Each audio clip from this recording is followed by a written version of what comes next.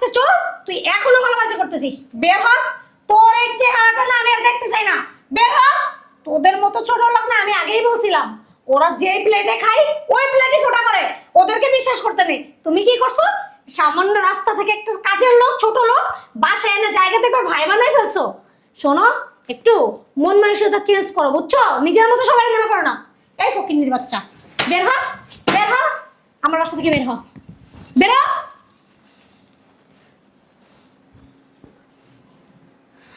আমি তোমার বলছিলাম না যে ওরা কখনো মানুষ হইতে পারে না। তুমি আমার গায়ে হাত তুললা, তাও একটা কাজের লোকের জন্য। আবার কথা বলো। আমি বাইরে কাজ করি দেখা ঘরের কোনো খোঁজ খবর আমি রাখি না। ওই দিন আমার সাথে পাশের বাড়ির ভাবির দেখা হয়েছিল। ভাবি আমাকে কি বলছে জানো? কি বলছে? তাহলে শুনো। বেলাল, এই বেলাল। জি ম্যাডাম। কোথায় তুই? ম্যাডাম কাপড় ধুচ্ছি। হ্যাঁ দেখি, খুল তো। আরে ঘরটা খুল।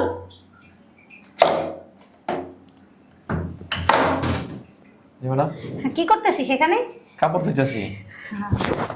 শোন, তোর না এত কষ্ট করে কাপড় ধুইতেছিস, আমার খুব কষ্ট লাগতেছে। আচ্ছা চল না দুজন একসাথে আজকে গোসল করি, তুই আমারে গোসল করে দিবি আর আমি তোরে গোসল করব। স্যার আমাকে অনেক বিশ্বাস করে, ভাইয়ের মতো জানে। আমি স্যারের বিশ্বাস নষ্ট করতে পারবো না ম্যাডাম। এই তোর কি হয়েছে বলতো? এমন করিস না তো।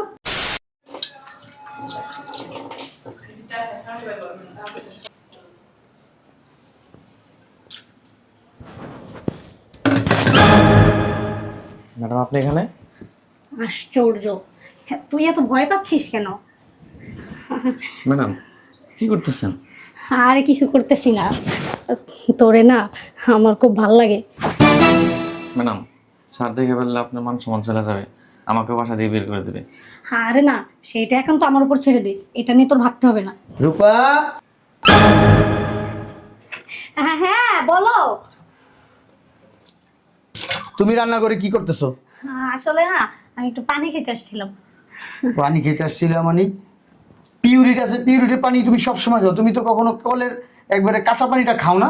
আসলে না ওইটা খাইতে খাইতে না কেমন জানি মন হইতেছে, আর ওইটা ভালো লাগতেছে না, মন চাইতেছিল একটু কলের পানি খাই। তুমি একটু খেয়ে দেখো, সেই মজা লাগতেছে, খাও। তুমি তো সচরাচর রান্না করে আসো না, এই জন্য বলা আমার কথা। হ্যাঁ আসলে পানি নিতে আসলাম আর দেখতেছিলাম ও ঠিকঠাক কাজ কাম করতেছে কিনা। ওই তুমি না শপিং এ যেতে দিয়েছো? আসো। হ্যাঁ আমি তো রেডি, তুমি যাও আমি আসতেছি। ঠিক আছে, তাড়াতাড়ি এসো।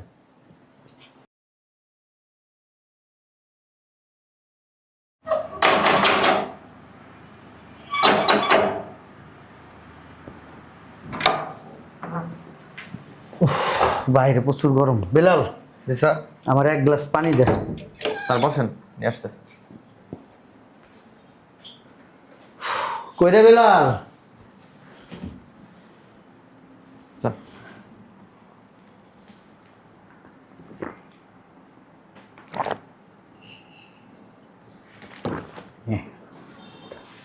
বেলাল জি স্যার।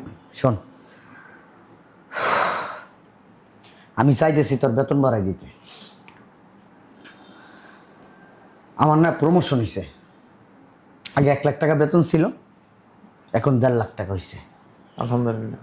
আমি চিন্তা করছি তোর বেতন তো 10,000 টাকা, আর 5,000 টাকা বাড়াই দেবো, তোর বেতন 15,000 টাকা করে দেবো। স্যার আমার বেতন বাড়াইতে হবে না। বেতন বাড়ানো লাগবো না মানে? স্যার আপনি আমাকে রাস্তা থেকে তুলে নিয়ে আসছেন, এই বাসায় ঠাই দিয়েছেন, থাকতে দিয়েছেন, খাইতে দিয়েছেন, আমার বেতন বাড়াইতে হবে না স্যার। কি বলস? সবাই চায় তার বেতন বাড়ুক, বেতন বাড়লে তোর জন্য ভালো না? তুই পুরুষ মানুষ, জীবনে অনেক কিছু করতে পারবি, টাকা ছাড়া পুরুষ মানুষের কোনো দাম নেই। এই যে দেখেন স্যার, আপনি আমাকে 10,000 টাকা বেতন দেন, আমি কি আপনার কাছে টাকা নেই স্যার? আপনার কাছে জমা রাখি, আমার যখন যা কিছু প্রয়োজন হয় তা তো আপনার কাছ থেকেই নেই স্যার। শোন, জি স্যার। তুই অনেক কৃতজ্ঞতা স্বীকার করলি, এই জন্য হচ্ছে ভাল লাগছে। তুই শুধু আমার বাড়ির কাজের লোক না, তোরে কিন্তু আমার ছোট ভাইয়ের স্থানে রাখছি। কি বললেন স্যার? আপনি আমাকে আপনার ছোট ভাইয়ের স্থানে বসালেন? তোরে যেদিন এই বাসায় নিয়ে আসছি, ওই দিক দিকেই আমার ছোট ভাই মনে করি, যখন যা লাগে আমি তোরে কিনা দিই, কোনোদিন মুখ দিয়ে বলস না স্যার আমার এইটা দরকার ওইটা দরকার, এইটা লাগবে ওইটা লাগবে, তা আমি বুঝা বুঝা কিনা দিই। তোর অনেক বিশ্বাস করি, কখনো আমার বিশ্বাস নষ্ট করে দিস না, কখনো আমারে ঠকাইস না, কারণ তুই আমার ছোট ভাই। স্যার আপনি আমাকে যে বিশ্বাসটা করেন সেই বিশ্বাসটা আমি কখনোই নষ্ট করব না। শুনে খুব ভালো লাগলো। আমি তোরে অনেক বিশ্বাস করি, আমি জানি তোর দ্বারা কখনো আমার কোনো ক্ষতি হবে না। শুধু টাকা পয়সা, আমার এই সম্পদ কিছুই তুই লোভ করস না। তোর মতো ভাই পাওয়া আসলে ভাগ্যের ব্যাপার। স্যার আমার শরীরে এক বিন্দু রক্ত থাকতেও আপনার কোনো ক্ষতি হতে দেব না। আমি গরিব ফকিন্নি, ভাই আপনি আমারে ভাই বানাইছেন, আমার জীবন থাকতে আপনার কোনো ক্ষতি হতে দেব না আমি। বিলাল, জি ভাই। তোর এই কথাটা শুনে আমার কাছে খুব ভালো লাগলো। আমার কাছে মনে হইতেছে তুই আমার মার পেটের ভাই। ভাই ভাইয়ের সাথে কোনোদিন বেইমানি করতে পারে না। বিশ্বাস ভরসাটা রাখেন আমার প্রতি। আমার বিশ্বাস ভরসা আছে সবসময়। দেখ আমি বিভিন্ন কাজে বিভিন্ন জায়গায় যাই, এই বাসায় টাকা থাকে, তোর ভাবি থাকে, তোর ভাবির গহনা আছে, তুই চাইলে কিন্তু নিয়ে যেতে পারিস, কিন্তু তুই নেস না। তোর আমি অনেক বিশ্বাস করি। চল, তুই আমার ভাই। জি জি, কতক্ষণ? 1 ঘন্টার ভিতরে লাগবে টাকা? আপনি টেনশন করেন না, আমি 1 ঘন্টার ভিতরে আপনার টাকা দিব। ঠিক আছে ঠিক আছে, ওকে ওকে, ওয়ালাইকুম আসসালাম। রূপা, এই রূপা। হ্যাঁ হ্যাঁ হ্যাঁ, বলো কখন আসলে তুমি? এই তো ওই আলমারিতে 3 লাখ টাকা আছে, নিয়ে আসো তো। আচ্ছা ঠিক আছে।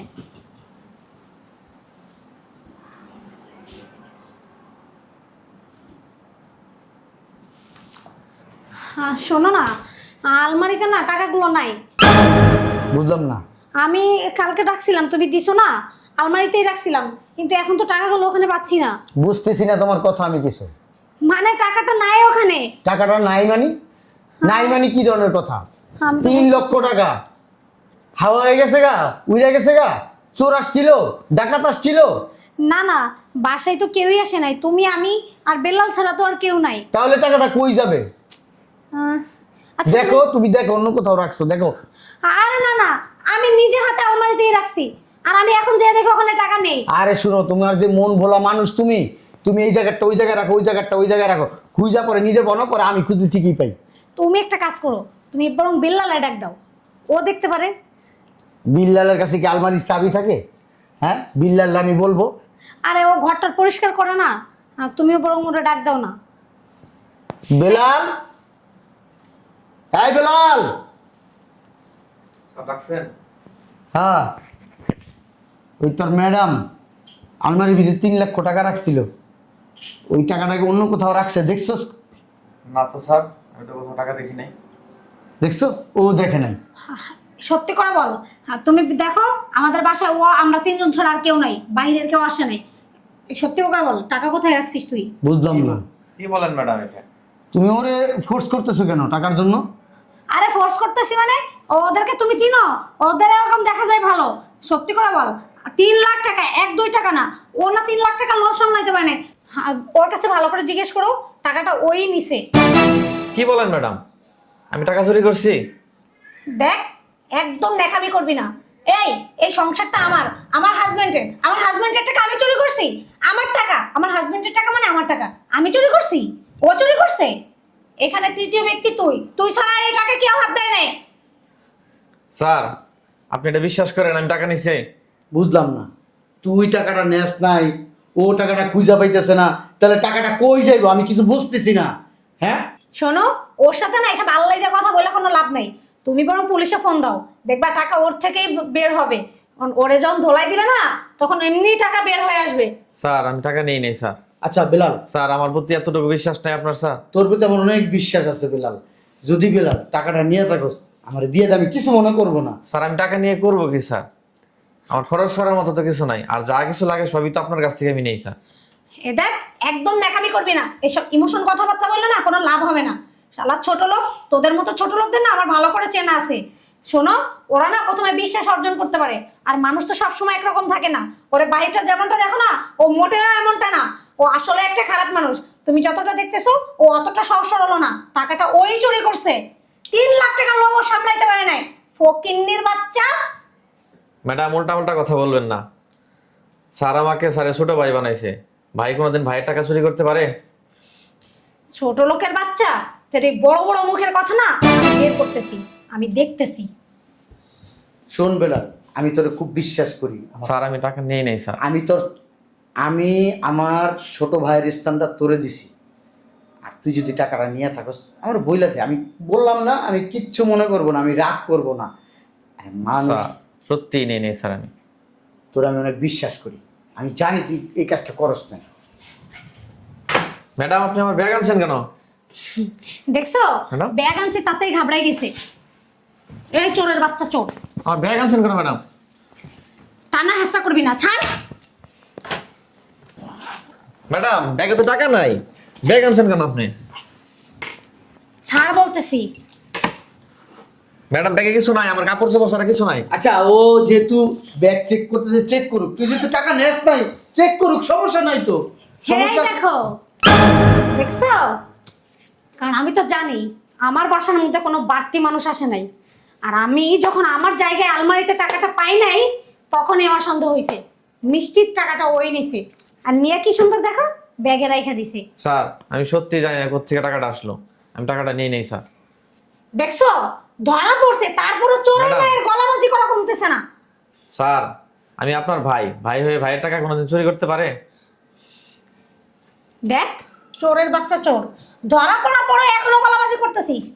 এই চোরের বাচ্চা, চোরের বাচ্চা চোর, তুই এখনো গলাবাজি করতেছিস। বের হ, তোর এই চেহারাটা না আমি আর দেখতে চাই না। বের হ, তোদের মতো ছোট লোক না আমি আগেই বলছিলাম, ওরা যেই প্লেটে খায় ওই প্লেটে ফোঁটা করে, ওদেরকে বিশ্বাস করতে নেই। তুমি কি করছো? সামান্য রাস্তা থেকে একটা কাজের লোক, ছোট লোক বাসায় এনে জায়গা থেকে ওর ভাই বানাই ফেলছো। শোনো, একটু মন মানসিকতা চেঞ্জ করো, বুঝছো? নিজের মতো সবাই মনে করো না। এই ফকিন্নির বাচ্চা, বের হ, বের হ, আমার বাসা থেকে বের হ, বের হ।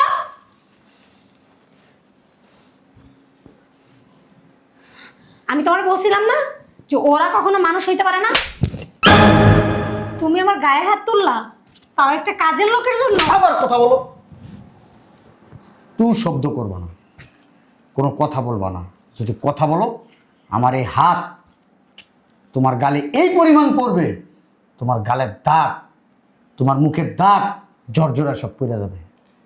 কেমনে পারলা এই কাজটা করতে? হ্যাঁ, ভালোবাসা কি কম দিছি তোমার পিছনে? টাকা পয়সা কি কম খরচ করছি? যখন যা চাইছো আমি সব কিছু দিছি।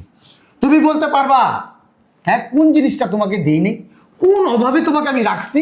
হ্যাঁ, তুমি আমাকে যখন যেটা বলতা আমি দৌড়ায় দৌড়ায় করে দিতাম। আমার নিজের কাজ বন্ধ রেখা তোমার কাজটা করতাম। তোমার প্রত্যেক মাসে 2 থেকে 3 লক্ষ টাকা তোমার হাত খরচ লাগে, সেই ব্যবস্থা আমি কইরা দিই। আর তুমি তুমি কি মনে করছো আমি কিচ্ছু জানি না? আমি কিচ্ছু বুঝি না? দেখো। আমি বাবু? তুমি আবার চোখ বলবো গায়ে হাত দিবা না। আমি ভুল বুঝি নাই, আমি ফিটার খাই না, আমি সব কিছু খেয়াল করি, সব কিছু খেয়াল করছি। পানি খাইতে যাও, হ্যাঁ, তোমার ফিল্টারের পানি ভালো লাগে না, ডাইরেক্ট কলের পানিটা তোমার ভালো লাগে। হ্যাঁ, তুমি কি মনে করছো আমি বাইরে কাজ করি দেখা ঘরের কোনো খোঁজ খবর আমি রাখি না? ওই দিন আমার সাথে পাশের বাড়ির ভাবির দেখা হয়েছিল। ভাবি আমাকে কি বলছে জানো? কি বলছে? তাহলে শুনো। বেলাল, এই বেলাল, জি ম্যাডাম। কোথায় তুই? ম্যাডাম কাপড় ধুচ্ছি। হ্যাঁ দেখি খুল তো, আরে ঘরটা খুল।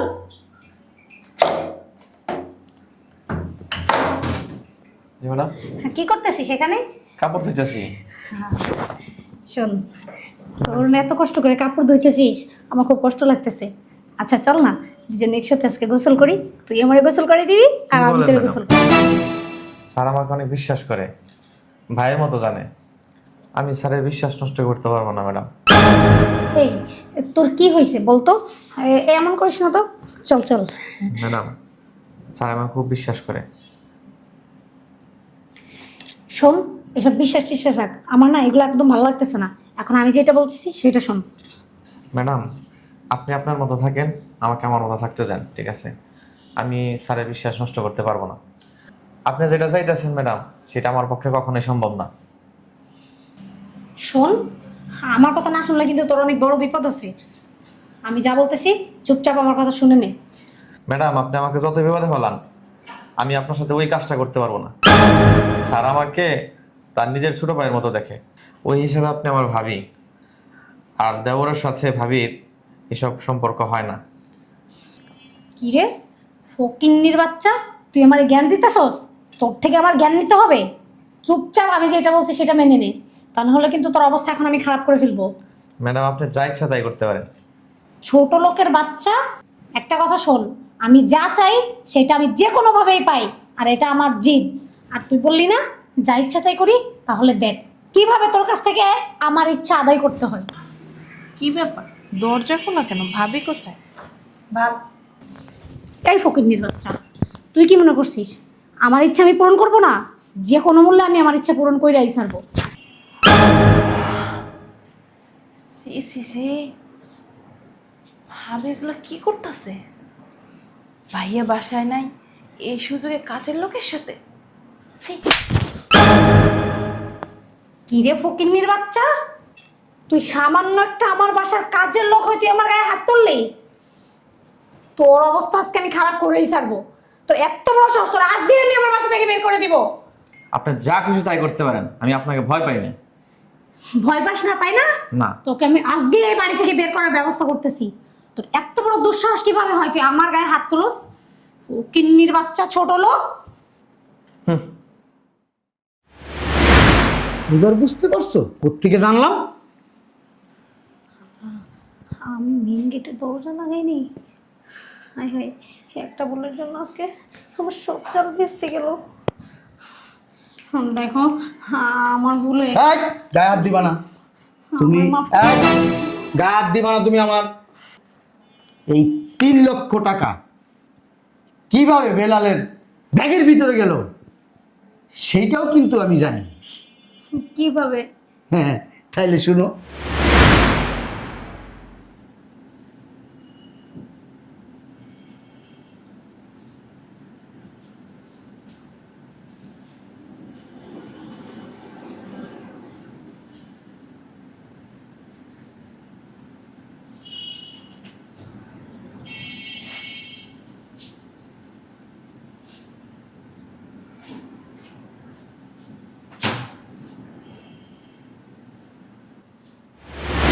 এবার বুঝতে পারছো? হ্যাঁ, তোমার যে সব সাজানো গোছানো জিনিসগুলা আমার চোখে পড়ে গেছে। আমি যদি ওই রান্নাঘরে পানি না খাইতে যাইতাম তাহলে দেখতে পারতাম না। পানি খাইতে গেছি বিদায় আমি দেখলাম তুমি কিভাবে চুপি চুপি যায় ওর বেলালের ব্যাগের ভিতর টাকাগুলা রাখতেছ। সি, তোমার মন মানসিকতা যে এত ছোট, এত জঘন্য আমি জানতাম না আগে। শোনো, তোমার সাথে আর বেশি কথা বলে লাভ নেই। মানুষের চরিত্র যখন খারাপ হয় ওইটা ভালো করা যায় না।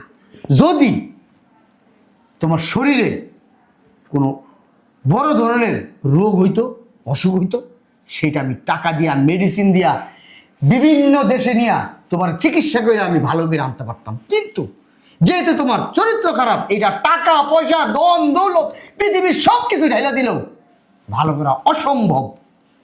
তুমি এক্ষুনি এই মুহূর্তে আমার বাসা থেকে বেরোবা। আমার সাথে কোনো কথা বলবো না, তোমার সাথে আমার কোনো ধরনের কথা নাই। তোমার সাথে আমি সংসার করব না।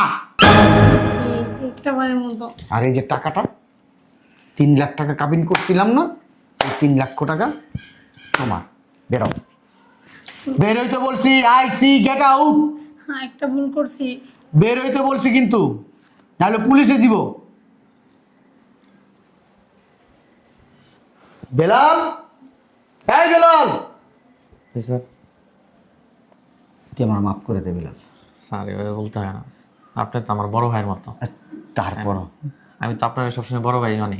তোর ম্যাডাম তোর উপরে কলঙ্ক দিছে, চোরের কলঙ্ক, তোর চরিত্র খারাপের কলঙ্ক দিছে। আমার তুই মাফ করে দে। স্যার এভাবে বলেন না। আমি যদি তোর এই বাসায় না আনতাম তাহলে তোর আজকে এই চোরের অপবাদটা নেওয়া লাগতো না। কষ্ট করে খাইলেও মানুষ কখনো তার চরিত্র আর চোরের অপবাদ নিতে পারে না, নিতে চায়ও না। তুই এবার মাফ করে দিস ভাই। না ভাই, আমি যতদিন বাঁচবো ভাই, তুই এবারে কাজের লোক না, আমার ভাই হয়ে বাঁচবি। সেই ভাইয়ের জায়গাটাই দিন, ঠিক আছে? মাপ চাইতে হবে না। বড় ভাই ছোট ভাইয়ের কাছে মাপ চাইলে বড় ভাই লজ্জিত হয়, অসম্মানিত হয়। দেখছস তোর মন মানসিকতা কত বড়। আর তোর ভাবি, হ্যাঁ, খাচ্চর একটা মহিলা, বেয়াদব একটা মহিলা, হ্যাঁ, তোরে চোর বানাইছে, তোর চরিত্রে কলঙ্ক লাগাইতে চাইছে। আমি কিন্তু সব জানতাম, তারপর সময়ের আমি অপেক্ষা করছি। সময় মতো ওরা আমি ধরবো, সময় মতোই ধরছি। চল।